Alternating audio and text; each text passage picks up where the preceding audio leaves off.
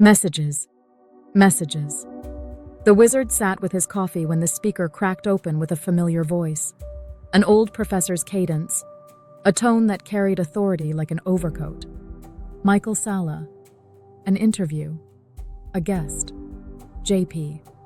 And suddenly the cabin was full of words like doors, ancient technologies, Grand Canyon, informal warnings, sleeping giants, covert worship, pantheons, cloning, deep state, off-world arcs, underwater vaults, federations, alliances.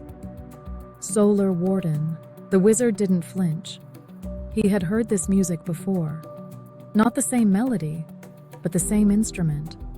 The human hunger to locate the world inside a single dramatic map. Outside, the winter held the trees in stillness. Inside, the internet opened 1,000 tunnels at once. The myth engine of the modern age. The wizard had noticed something about this era. Stories no longer arrived as stories. They arrived as briefings, as if reality itself were a classified folder, and every narrator had just stepped out of a secret meeting with trembling hands and a warning they weren't supposed to share. Sleeping giants, ancient gods, hidden arcs beneath rock and sea. It was cinematic. And cinema, the wizard knew, was not always deception. Sometimes it was the psyche trying to speak in symbols when facts were insufficient. He wrote quietly, when certainty has no evidence, it often borrows costume.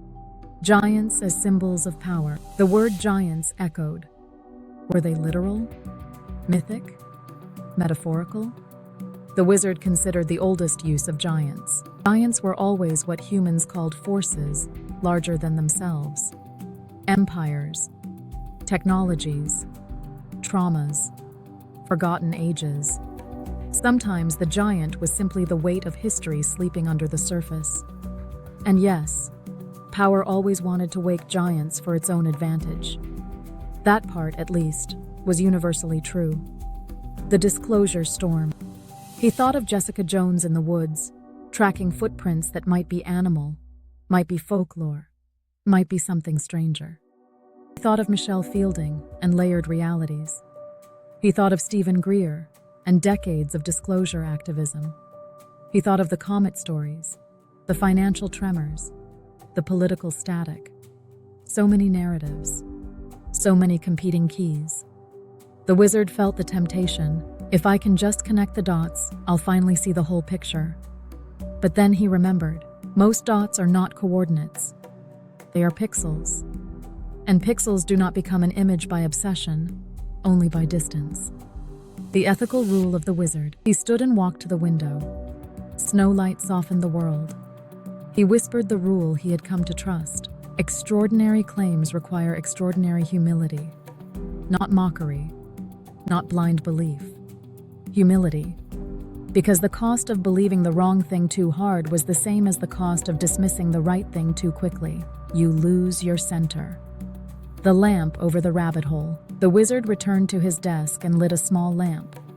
He wrote, "Stay grounded in what can be verified. Treat mythology as metaphor unless proven otherwise. Do not let fear become entertainment. Do not let spectacle replace service. Build peace locally, even while mysteries swirl globally." He smiled.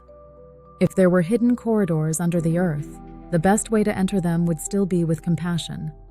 If there were none, compassion would still be the best technology. Closing the channel, he turned the volume down, not because he was afraid, because he was discerning. The wizard's mission was not to collect every rumor like trophies. It was to remain a coherent signal in a noisy age. Outside, the world continued. Inside, the fire held steady. And somewhere between myth and matter, the wizard chose the only alliance that never failed. Love, patience, reality-tested hope. God bless.